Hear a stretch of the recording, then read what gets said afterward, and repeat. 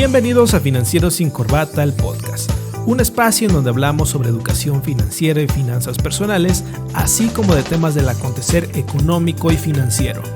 Hoy nos acompaña en entrevista Miguel Alejandro Moscosa, analista económico. Miguel ha dado seguimiento a la evolución de los indicadores macroeconómicos y política monetaria mexicana desde hace 5 años en medios especializados como el CEO y el Universal. Actualmente publica sus análisis desde El Financiero, uno de los medios más consultados a nivel nacional en materia económica y financiera.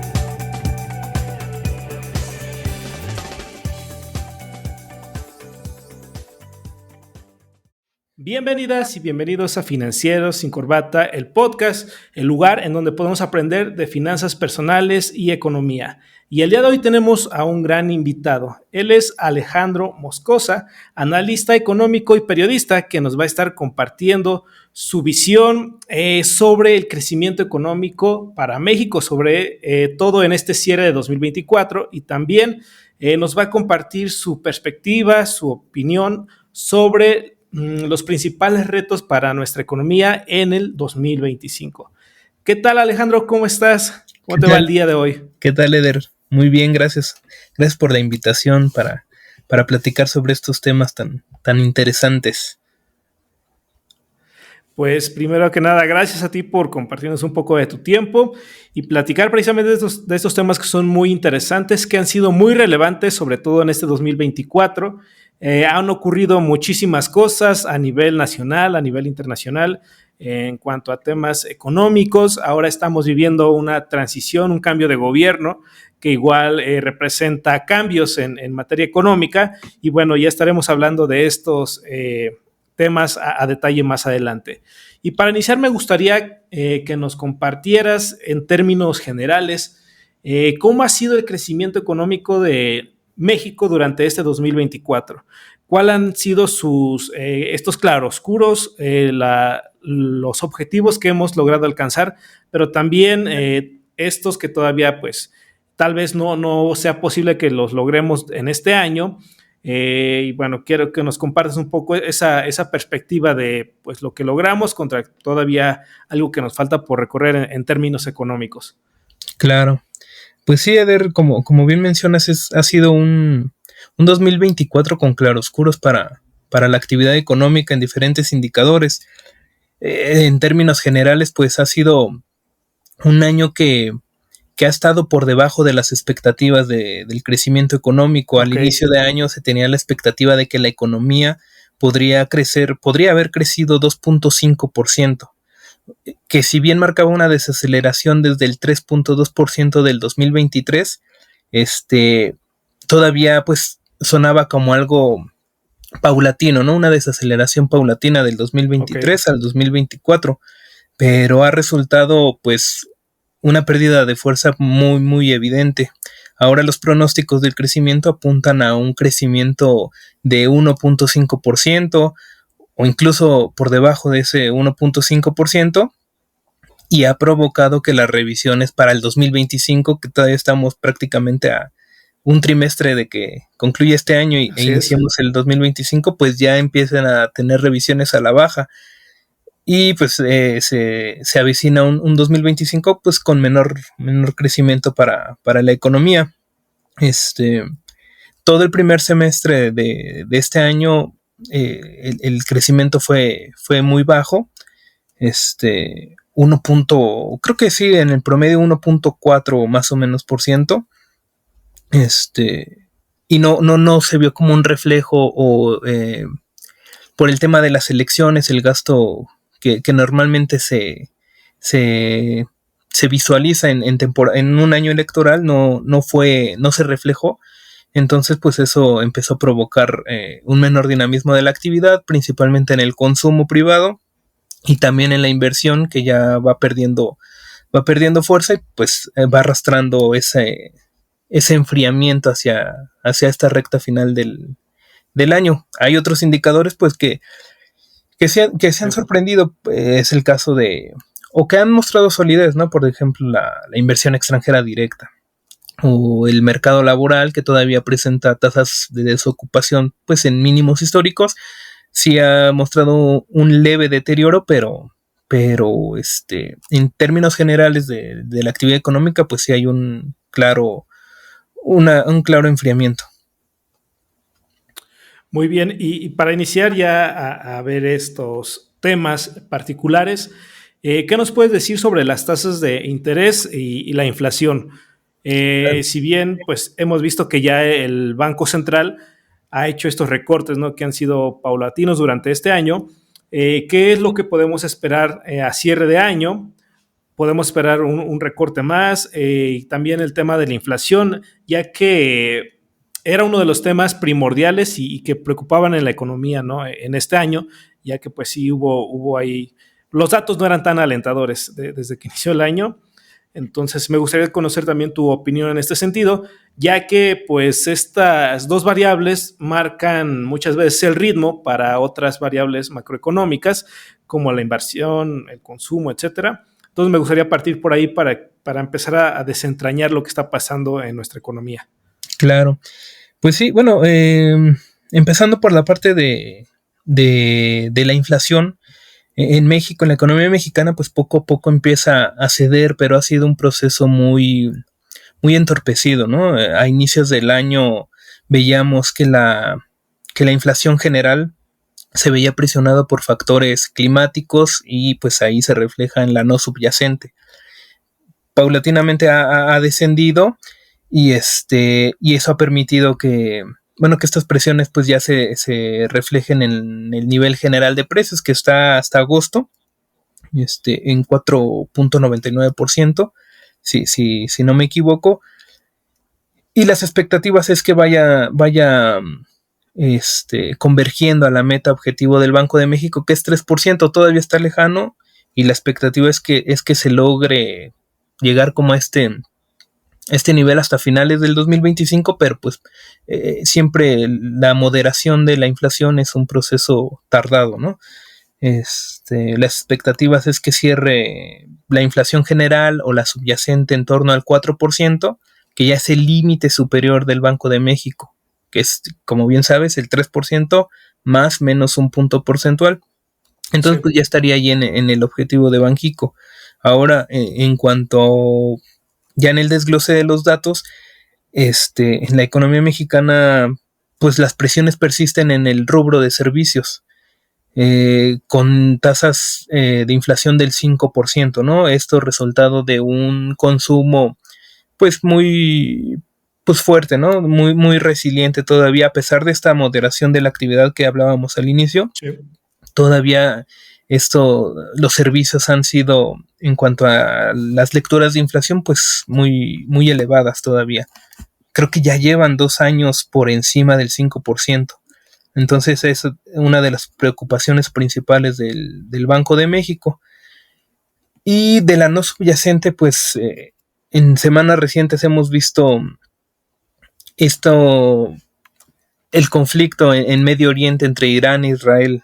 Y si has visto a lo largo de lo que va de octubre, los precios internacionales del petróleo han subido con fuerza. Y eso también empieza a generar dudas entre los mercados de que cuál va a ser su impacto en la inflación si persiste estos temores en que se escale los conflictos en esa región del mundo. Digo, ahorita todavía no es como saber cuál va a ser el impacto y que se traslade la inflación, pero ese puede ser ahí un foquito de alerta. Y ya bueno, en otra parte igual de la subyacente, pues los agropecuarios ya empiezan a disminuir. Entonces ha permitido que la inflación empieza a ceder poco a poco. Ahora, ante esta moderación de la inflación, pues el Banco de México ya está claramente en un ciclo de relajación, de flexibilización, y el mercado espera que sigan estos recortes, por lo menos de 25 puntos base, ¿no? Tampoco se quiere ir el Banco Central con mucha fuerza, se va a ir paulatinamente, también por la volatilidad en el tipo de cambio. Entonces, estos escenarios de de la depreciación del peso, pues también sugiere un impacto sobre la inflación. Entonces va a ir poco a poco el Banco Central y la expectativa es que tanto en la reunión de noviembre como la de diciembre sean recortes de 25 puntos base. Entonces 50 puntos base, ¿no? Entre las dos y concluir el año en 10% desde el 10.50% actual. Y también pues que este ritmo de recorte se mantenga todavía en el 2025 hasta concluir, bueno, ahorita el consenso del mercado dice que la tasa podría finalizar el próximo año en 8%, ¿no? Entonces serían 200 puntos base menos en caso de que este año cierre en 10%. Y bueno, de reojo viendo a la Reserva Federal también, si bien sorprendió su recorte de 50 puntos base en septiembre, el mercado ahorita está evaluando cómo podrían ser sus ajustes de la Reserva Federal. Lo más probable es que también sean de 25 puntos base, pero igual, allá depende mucho el estado del mercado laboral, que sigue siendo muy, muy sólido. Todavía no muestra un deterioro para que la Fed sea más agresiva en sus recortes. Bien, y ahorita que tocas el tema de Estados Unidos, durante, si no mal recuerdo, los últimos 2 años se ha hablado o se hablaba sobre una recesión, ¿no?, en la economía vecina, que hasta el momento no se ha presentado, no ha llegado, y al parecer ya no es un riesgo latente. Pero aquí nos preocupaba por el tema de las exportaciones, ¿no? Pues es nuestro principal socio comercial. ¿Cómo ves en ese tema a México en estos momentos y cómo cerramos el año? ¿Cómo nos ha ido durante el año? ¿Cuál sería el resultado final? Pues ya que al final pues, estamos hablando de nuestro principal cliente, ¿no?, a nivel mundial, y de que de ahí depende mucho el ingreso de dólares hacia nuestro país. Claro, sí, bueno, la parte esta de los temores de recesión, se han disipado, ¿no? Porque la actividad económica estadounidense ha estado igual muy, muy sólida, sorprendiendo, con crecimientos cercanos al 3%, hasta el segundo trimestre del año. Y pues se han despejado esas dudas, ¿no? Esas inquietudes de que la economía estadounidense podría caer en recesión y pues qué le puede pasar a México, pero sí, hasta el momento no hay señales claras de que esto sea un escenario pues claro que se pueda percibir por lo menos en lo que resta del año, o los datos para lo que resta del año y para el siguiente. Si hay una clara desaceleración en la actividad estadounidense y principalmente en la manufactura. Ahí es donde entra pues una de las principales relaciones entre Estados Unidos y México. Ahí sí hemos visto una moderación de las exportaciones. Creo que del total de las exportaciones mexicanas, el 90% son manufacturas, ¿no? Tanto automotrices como el resto de la manufactura. Entonces, pues ahí si hay una debilidad por parte de la demanda de Estados Unidos, pues le impacta negativamente a este lado de México en los envíos al extranjero. Sin embargo, pues México se sigue afianzando como el primer socio comercial de Estados Unidos y pues por encima de economías como la canadiense o la china. También pues se avecina la elección presidencial en Estados Unidos. Ahí habrá que estar atentos cómo se dan los resultados, porque Donald Trump ha insistido en regresar, su discurso es que regrese la manufactura a Estados Unidos. Entonces ahí también habría que estar atentos en sus planes que tenga él a futuro para ver cómo se reconfigura. Pero regresando a la parte de la manufactura, pues ha habido una moderación y pues se refleja en este sector de México. Muy bien, y ahorita que hablabas ya de la inversión en manufactura, los planes del candidato presidencial en Estados Unidos es pues llevar esa manufactura a Estados Unidos, ¿no? Y cerrar de cierta manera su economía, como pues ya tuvimos una experiencia previa hace algunos años. Y esto me viene a la mente el tema de la inversión extranjera, igual ya comentaste un poco al inicio, pero del fenómeno del nearshoring, que igual es un tema, un concepto que, si podemos decir, se puso de moda en los últimos 2 años, que empezamos a escuchar muchísimo en los medios, los analistas hablaban mucho de este fenómeno. Sin embargo, parece que todavía no se materializa del todo. Empezamos a ver ciertos destellos quizá, pero todavía no vemos lo que muchos esperábamos de inversión ya en física, ¿no? De ya se terminaron tantas plantas de X o Y cosa. Sin ir tan lejos, el tema de Tesla, ¿no? En Monterrey parece que todavía no es muy claro el asunto en que vaya a terminar. Y me gustaría que nos platiques también de eso, aunado a lo que dices, a este modelo proteccionista del candidato Donald Trump, que dicen, pues no quiero que esa inversión se vaya hacia México, sino la quiero aquí en Estados Unidos. ¿Cómo ves el panorama de la inversión extranjera directa y también, pues, en específico del nearshoring? ¿Qué nos puedes compartir de ese tema? Claro, pues sí, el proceso de la relocalización de las empresas ha sido pues lento, ¿no?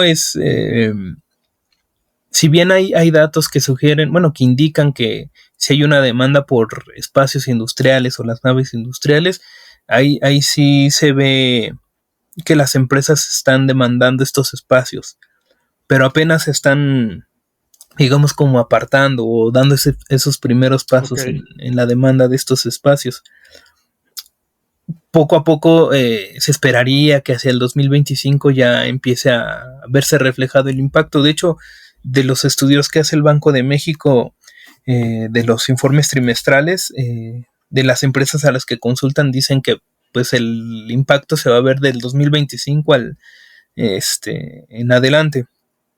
Entonces sería esperar a ver cómo evolucionan estos datos, pero como bien dices, pues todavía no se ve algo como ya materializado, ¿no? Más que los anuncios de inversión que hace la Secretaría de Economía, ahí esas serían unas señales.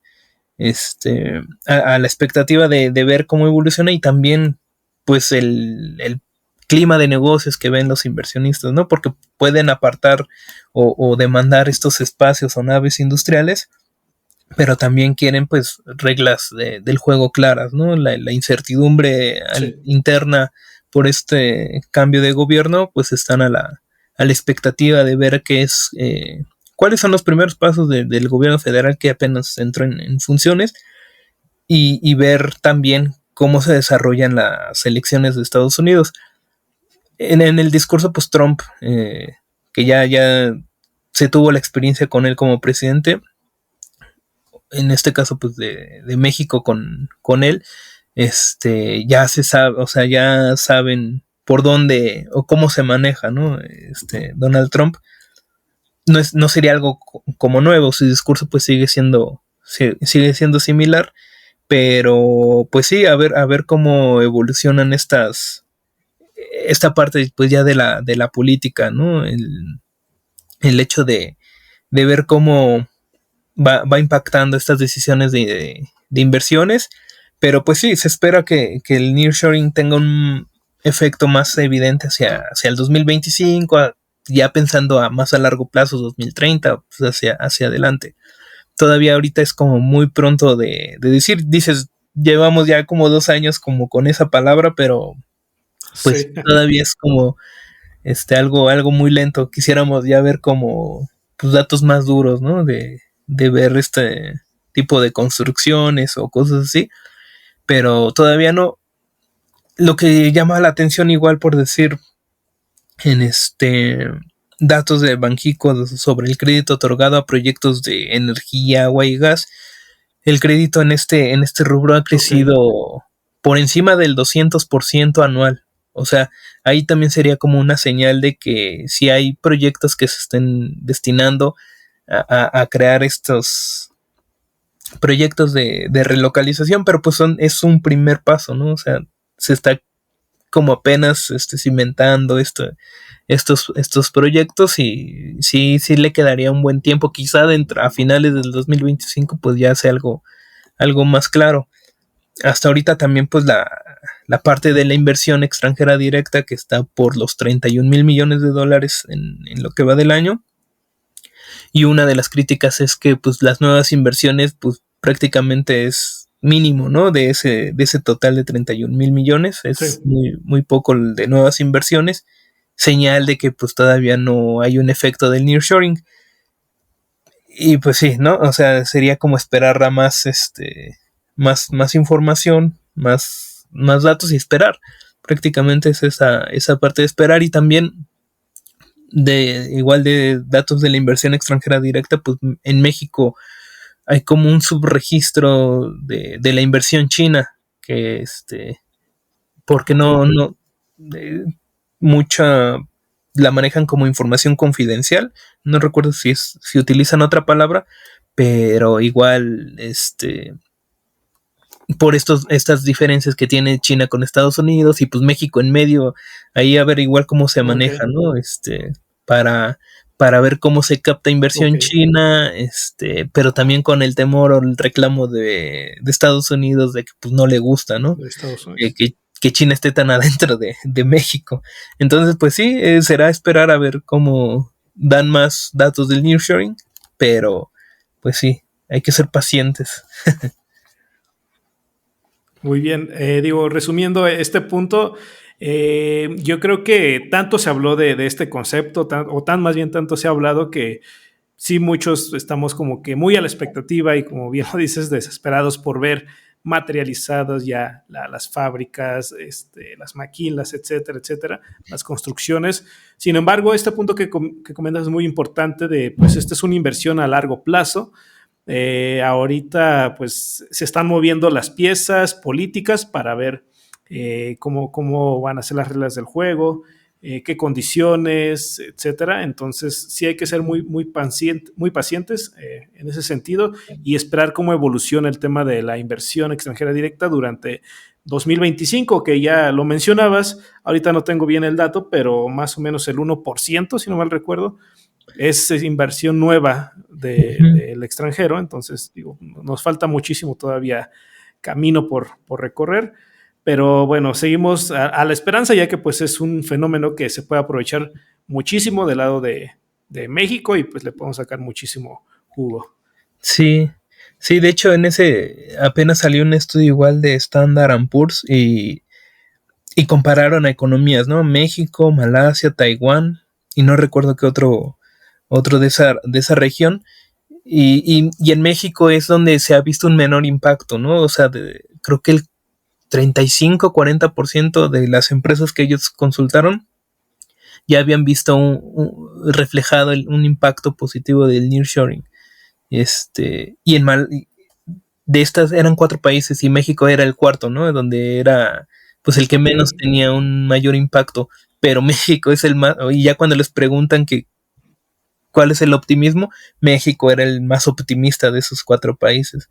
Entonces, Okay. pues sí, sería cuestión de esperar y que se esclarezcan bien las reglas del juego, pero a ver cómo evolucionan estos datos y a ver si no se pierde la oportunidad.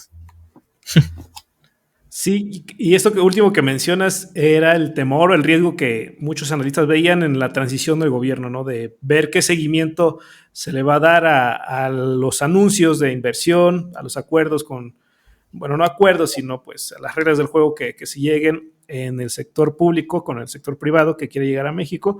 Y ahorita me viene también a la mente un concepto que es la renegociación del Tratado de Libre Comercio que se va a ver en el 2026. Pero digo, todavía es muy pronto para hablar de ese tema. En su momento igual nos gustaría tenerte por aquí para que nos platiques qué es lo que está sucediendo en esa renegociación, pero bueno, todavía falta un poquito para que ocurra. Sin embargo, hay que tenerlo en cuenta para todo esto de lo que estamos hablando en estos momentos.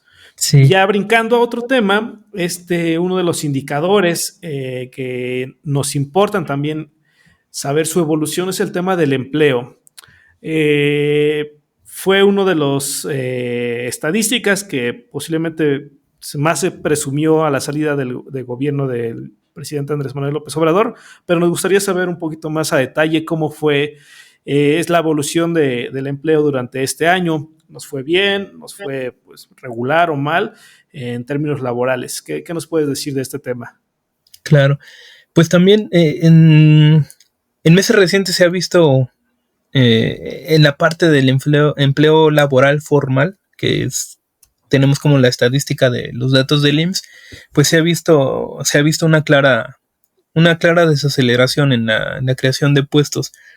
Tan solo salían recientemente los datos de septiembre y se crearon 90,000 puestos formales, ¿no? Una cifra, pues sí, relativamente mejor a la de meses previos, porque en agosto se crearon cerca de 60,000. Pero aún así están, ya cuando ves la evolución Okay. o la variación anual, pues sí se ve un mayor enfriamiento de este indicador. Lo que llama la atención aquí, ya de una perspectiva más general del mercado laboral, es que pues la tasa de desocupación está ahorita en 3%, ¿no? Si bien como en mínimos históricos ya lleva 3 meses acelerándose, ¿no? Entonces ahí habla un poquito pues, de estas condiciones adversas para conseguir empleo, o de las personas que, pues, bueno, que buscan una fuente de trabajo, pero también personas que, si bien están en edad de trabajar, están desalentados y dejan de lado esa búsqueda, ¿no? La alta informalidad persiste, no ha habido un cambio mayor, más del 50% de tasa de informalidad laboral. Y el empleo formal, retomando la parte del IMSS, pues los salarios creciendo todavía como a tasas del 9-10% anual en términos nominales, que te habla de un ingreso, pues sí positivo, creciendo a los trabajadores, pero persiste la alta informalidad, el subempleo igual, dando ahí como ciertas señales de reconfiguración, en el sentido de que cerca de 4.5 millones de personas están en esa parte de pues querer tener otra fuente de ingreso, ¿no? Otro trabajo, porque pues así ellos señalan tener más tiempo para tener otro empleo, y con ello pues tener un mayor ingreso. Pero pues las expectativas igual sobre el empleo formal para finales de año se ha ajustado claramente a la baja. Creo que están como en 400,000 puestos de trabajos formales, si no me equivoco. Habrá ahí, si puedes como corregir, o poner ahí la expectativa más reciente que tienen, de la encuesta del Banco de México, porque sí hubo un claro ajuste. Mira, 450,000 puestos de trabajo para este año, y de 400,000 para el 2025. O sea, ahí habría una franca desaceleración del empleo formal. Por decir, la expectativa del 2025 pasó de 450,000 a 400,000, y de este año pasó de 485,000 a 450,000. Entonces, pues el hecho de que la economía se desacelere, pues hace que las empresas pues contraten menos personal, y por eso se van revisando a la baja estas expectativas. Hablando más igual del mercado laboral, otra parte pues del salario mínimo, a ver a qué acuerdos se llegan en la parte del incremento salarial. Desean que un aumento del 12%. Si bien ya no hay como quedó la experiencia a lo largo de los últimos años, que un aumento del salario mínimo no tiene un impacto en la inflación, lo que sigue preocupando es la baja productividad, ¿no? Ha sido negativa en los últimos 6 años, o sea, no se ha crecido en productividad. Entonces, si la productividad no crece, pero los salarios sí, pues no es un escenario ideal para la economía mexicana. Muy bien, pues estos datos igual son muy interesantes y nos hablan, pues vaya, del alma de una economía mexicana, ¿no? Que es la parte de los trabajadores, del empleo. Y como bien lo mencionabas, desafortunadamente sigue existiendo una gran parte de nuestra economía que es informal, y que, bueno, hasta el momento pues no ha habido una política tan clara como para enfrentar ese problema. Digo, igual ya es otro tema muy, muy extenso, pero de momento igual sería interesante ver esta nueva administración qué políticas o qué estrategias tiene como para facilitar o flexibilizar la incorporación de negocios informales a la economía formal, ¿no? Y yo creo que esto tendría un impacto muy, muy grande. Claro. Sí, se han hecho esos esfuerzos por parte en este caso del SAT, ¿no? De de atraerlos más para tenerlos en un esquema formal, pero pues no se ha como seguido pues sí, ese intento por hacerlo más, sí, por ampliar la base, ¿no? De los trabajadores formales, no se ha logrado. O sea, de 60 millones de personas ocupadas, 30 y tantos millones 30 millones están en la informalidad.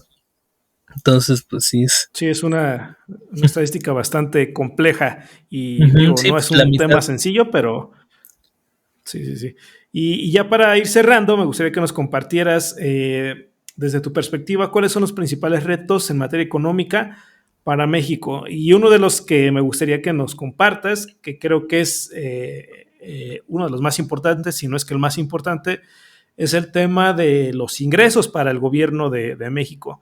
Ya hace unos días escuchamos un poco sobre el plan de gobierno de la presidenta, muy ambicioso, muchos proyectos, trenes, programas sociales, etcétera, pero un foco de alerta es pues el ingreso, ¿no?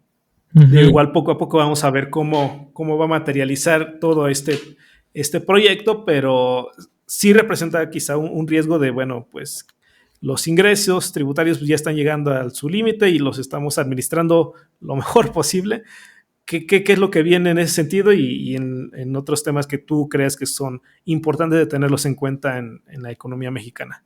Claro, pues el principal reto es ver cómo presenta el nuevo gobierno. Digo, el secretario de Hacienda va a ser el mismo, Rogelio Ramírez de la O, el paquete económico del 2025. Ahí va a ser la gran publicación, el hecho de ver cómo se va a gastar, cómo se va a frenar el gasto. Ya en el desglose del paquete económico, ver la reducción del déficit fiscal de 5.9, 6% del PIB de este año, que es el más alto desde finales de los 80, y según el gobierno tiene la expectativa de que se reduzca al 3%, pero los especialistas dicen que es muy, muy complicado. Entonces, esta consolidación fiscal va a ser paulatina. Si no va a ser del 3% del PIB, quizá una buena señal podría ser que sea del 4.5, ¿no? O sea, ir escalando o reduciendo estas presiones del déficit fiscal.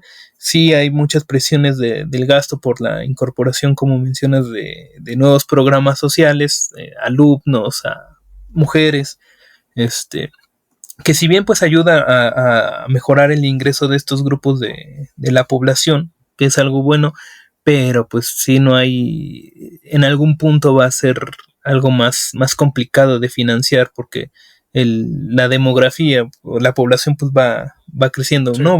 Vamos envejeciendo y pues más personas se van incorporando a esos rubros para poder ser sujetos de tener de ser beneficiados por estos programas, ¿no? Pero sí es muy difícil sostenerlos ya en el largo plazo. O sea, de aquí al 2030, suponiendo que puede controlarse, ¿no?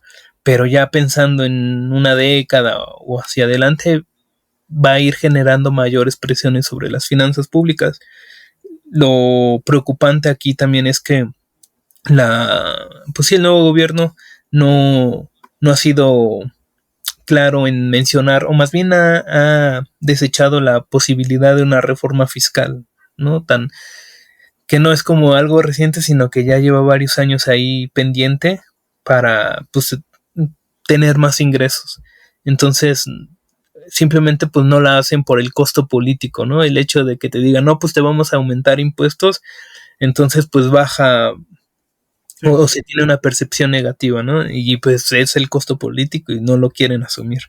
Pero pues es necesario a ver qué medidas emplea la nueva administración para, pues, para que estos ingresos no se vean pues más afectados, ¿no? Hacia adelante, porque pues las fuentes de ingreso no, si no se diversifican, pues simplemente sí va a generar una bola de nieve que hacia los próximos años ya genere mayores presiones, y el camino fácil es pues endeudarse más, ¿no? O sea, quizá ahí hay que estar atentos a ver cómo va evolucionando el porcentaje de la deuda, que todavía está en niveles estables del 50% en relación con el PIB, pero ya empiezan a advertir que podría llegar a finales de la década, o sea, cuando concluya este sexenio, al 60% del PIB. Entonces, pues eso encarecería, o más bien complicaría la situación de las finanzas, y si hay un mayor deterioro hacia adelante por otros rubros, pues ahí está el otro reto que señalaría ahí, sería el grado de inversión, ¿no? Que a lo largo de este sexenio que acaba de concluir, pues sí se perdieron escalones en las escalas de las agencias calificadoras, ya a un pasito o 2 pasitos de caer en pérdida del grado de inversión, y eso pues complicaría los créditos o el acceso de México en los mercados internacionales, pero también a nosotros como ciudadanos pues nos complicaría, ¿no? O sea, tasas elevadas, situaciones más complejas para financiar, o para las empresas, ¿no? Que quieran financiar proyectos y eso, pues sí va a ser un escenario mucho más complicado. Ahorita a ver, la gran prueba pues es el paquete económico, a ver cómo es presentado, cómo lo interpretan los mercados, y también a ver cómo cierra el año. Ok, pues vamos a estar también al pendiente de la publicación de este paquete. Igual esperamos que nos puedas compartir tu opinión en su momento, para ya igual tener un poco más de fundamento, ¿no? Y de saber qué rumbo va a tomar el proyecto de esta nueva administración, qué medidas va a tomar, etcétera. Por lo menos en el corto plazo, por decirlo así, el siguiente año, ver cómo va a estar la jugada, ¿no? Y cómo vamos a comenzar esta nueva administración, cómo se va a administrar. Sí, muy bien, bueno, con estos... O sea, adelante. Sí, adelante. Ya nada más para redondear las expectativas del 2025. No hay como un escenario de que la economía caiga en recesión, la economía mexicana caiga en recesión, pero en el sexenio pasado, en el de López Obrador, el primer año la economía se contrajo 0.4%. Ahorita la expectativa está en torno al 1%, pero si venimos de un 3.2 en 2023, en este año 1.5, el otro año en el 2025 1%, pues ya ahí se ve una clara trayectoria pues descendente de la actividad en general. Y ahorita te digo, todavía estamos a unos meses de que inicie el 2025, pues ya las revisiones van a la baja. Muy bien, pues muchísimas gracias, Alejandro. Es un gusto tenerte por aquí. Como lo comenté hace un momento, pues ojalá y cuando estos temas se vayan actualizando, podamos tener una siguiente entrevista, igual para que nos compartas tu punto de vista, si es el mismo, qué cambios ha habido en la economía. Y sobre todo también, esto no es un tema que se queda estático, sino que diario hay nuevas noticias, hay cambios, hay anuncios, entonces pues es muy dinámico, y nos gustaría tenerte de nueva cuenta por aquí para escuchar de viva voz tu opinión y saber pues cómo ves nuestra economía para los siguientes meses y los siguientes años. Para finalizar, me gustaría que nos compartieras alguna de tus redes sociales en donde podemos seguirte, escucharte o leerte, que nos comparta los medios para que la gente que nos escucha pueda seguirte. Claro, bueno, pues ya mencionabas, pues yo escribo en el periódico El Financiero, ahí me pueden leer, ya sea en su página impresa. También se puede descargar en la página oficial. Y en Twitter, bueno, en X estoy como Moscosa Marts, así como con Z. Okay. Marts, Moscosa Marts, y ahí escribo. No escribo tanto, la verdad. Doy muchos retweets, pero ahí andamos. Muy bien, bueno, pero nos vamos a la segura, vamos a leer El Financiero y ahí podemos leerte, no sé, de manera diaria o que cada cuánto Sí, se publica ahí. sí, Okay. diario, ahí anda saliendo alguna nota. Digo, a veces la agenda te presenta Sí, indicadores, muchos indicadores en un día y al otro no hay nada, pero ahí estamos diario, de lunes a viernes. excelente. Muy bien, muy bien. Pues muchísimas gracias. Gracias a las personas que nos escucharon en este episodio y espero que se encuentren muy bien. Nos vemos y nos escuchamos la próxima. Hasta luego. Hasta luego. Y listo.